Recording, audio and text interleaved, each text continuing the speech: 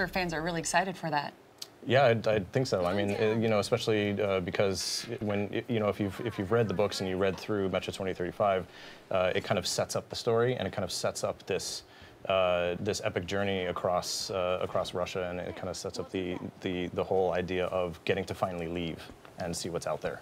Now that we're coming out into the larger map of the open world of Russia, are we actually going to get to explore sort of on our own in an open world sense? Yeah, so Metro Exodus isn't exactly an open world game in the traditional sense.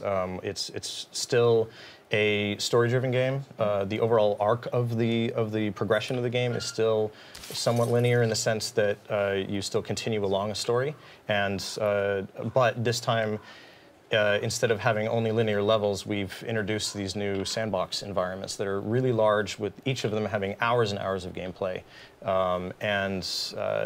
There's still a narrative thread that carries you through each one of them, but it just gives the player so much more options, so much more you know, ability to explore, more freedom to set their own pace, and a whole lot more content than we've ever done before. I appreciate that you give sort of, you know, a little bit more of on-the-rails open world style. Yeah, pun intended. Oh, yeah, so yeah. Speaking of the train tracks, the train is the most prevalent thing that you see in all the trailers, and that's their home base. What exactly can you do there, or inside the train? So the train is called the Aurora. The team, the Spartans, Artyom and his friends have named it the Aurora. And the train is what they leave Moscow with, and as they take their journey, you know, across the continent, they will add to it, add cars to it. In this level that we're showing off this year at E3, one of the objectives that the player has at one point is to obtain a kind of a passenger car to attach to it in order to take with them some of the survivors that they find in this area. And it's kind of the home base. So when you arrive in a new area, it's the place that you can go back to where the rest of your team is, where you might get some of your primary missions from, things like that. So you're saying adding an extra car and saving a bunch of players, is that something, or people I should say, is that something that is possible to not happen? You wouldn't pick up an extra car? Is there any way to customize this train and have a bit of a variability with it? So it's the train is kind of the part of that core narrative thread that carries you through, and it's part of some of what kind of relates back to the classic Metro style of gameplay and narrative delivery, where there's certain parts that are designed in a way to carry the player through and always be something that the player can go back to know where they need to go, what they need to do, what's going on, and to understand you know, like what it is that they're doing there. So it's kind of that the core of the game, where especially in these big sandbox areas, the player can kind of choose to do what they want when they want, but they can always go back to the Aurora to know you know, like where they need to go next if they get lost, or if they get confused, or if they you know, want to upgrade something, or you know, swap out a weapon, or something like that. Another system that follows the storyline as well is that you guys are having all 4 seasons in this game, correct? Yep. And is that going to affect gameplay anyway at all, or is it purely aesthetics and you get to see all of the 4 seasons in beautiful Mother Russia? Well, I mean, that's certainly part of it, definitely. The game takes place over the course of a year, and through the year, depending on the time of the year it is that the player has gotten to a certain area, it'll be a different season. And in the environment that we're showing off right now, it happens to be spring.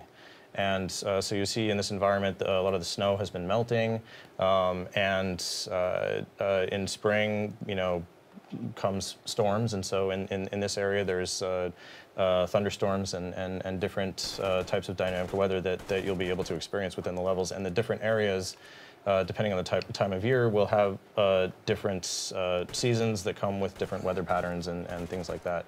And also the different environments are spread out across the continent, so you'll see different types of environments. Like last year, in the trailer that we made for E3, you saw more of a forest environment that takes place in the autumn season. So it's kind of a different contrast to what players are used to in the Metro series, which has always been the dead of winter. Yeah. Like very, very cold, snow everywhere, very gray, you know. A huge thing about the Metro games, of course, is the customization of weapons. How exactly have you guys worked on that for Metro Exodus? So in previous games, the customization was a little bit limited. You could, maybe buy a pre-configured upgrade to a weapon. In Metro Exodus, we've redesigned the weapon system completely. And now it's more modular, and there's kind of there's like 5 hard points on every weapon where you can change characteristics of the weapon, physical characteristics that affect the attributes. Say swapping out a barrel or a stock or a magazine, but you can also add attachments, so scopes and lasers and things like that. And it's much more customizable to where you can take a weapon in its very base form, and you can customize it to approach a situation in the way that you want to. If you're going to approach a bandit camp in a stealthy way, you can attach a silencer and maybe a red dot sight. Or if you want to do something from a distance, you can attach a long barrel and a scope. There's a wide range of options for every different type of weapon. We've also added the idea of maintaining weapons. We've always had a little bit of overheat or jamming that was kind of dynamically occurring with weapon use in previous Metros, but in this game in particular, you have to maintain the weapons. So when you come to a workbench, as you're seeing right now, you'll have to clean the weapons because dirt, grime, water, things like that will actually cause the weapons to break down more often, and even possibly affect the performance of the weapons as well. I was looking for more chores. Thank you. Is there I mean, it sounds like you're giving players a ton of options as far as is there an option to not clean my weapons? Is there a lot of options as far as, if you're going to give me all these different weapon attachments to approach the same fight, a stealth way, an aggressive way, what are the range of my options here as a player? Well, I mean, you can, potentially if you don't maintain your weapon and it breaks down, you can, pick up another weapon that you find from an enemy that you've taken out. So I can just, use them and toss them. Yeah, if you really want to. Yeah, but I think that players would probably spend time, choosing what they want to use, their tools, and customizing things and trying to hold on to the things that they really like.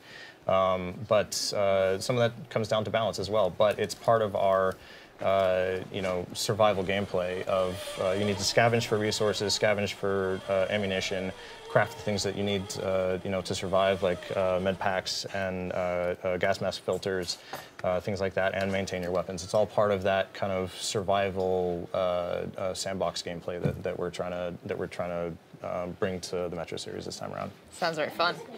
I like to keep my I think it's fun, yeah. One of the cool things for being about Metro is, of course, the monsters that we get to see through all of it. In the original trailer I saw, there was a cool zombie bear. What happened to it? Is it still in the game? Yes, he's still there. Good. He happens to be native to a different region than what we're showing this time around.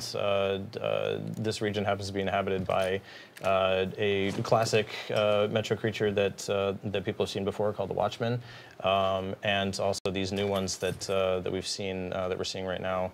Called the Humanimals.